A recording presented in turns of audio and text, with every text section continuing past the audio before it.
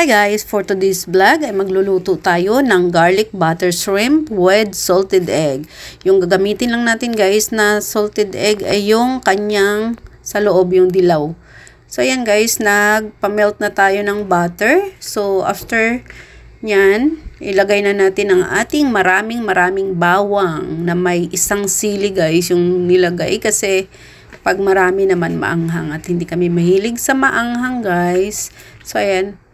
So ayan guys, ang ating gagawin ay ipa-brown natin ang ating garlic. So after nyan, pag okay na yung ating garlic, so ayan, natunaw na at lutong-luto na ang ating garlic. So after that ay ilalagay na rin natin ang ating salted egg. Lalagay natin. Yung dilaw lang guys ang ginamit nyan. So ayan, nagamit ko ng 4 na piraso.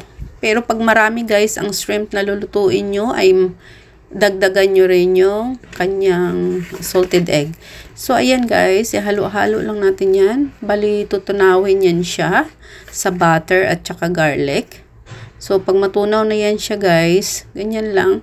Mabilis lang naman siya guys. So ayan na nga guys, natunaw na siya. So ilalagay na rin natin ang ating shrimp na pinirito. Ipiprito nyo guys yung shrimp na gagamitin nyo sa paghalo nito.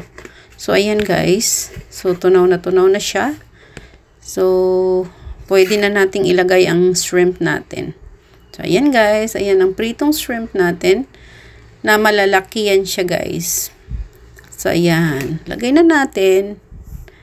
At after that, halo-haluin lang, halo-haluin para makover lahat yung shrimp ng ating sauce na ginawa na garlic and butter with salted egg. So ayan guys, sige lang, halo-halo lang natin hanggang makover lahat. So ayan na nga guys ang result. So nakover na lahat.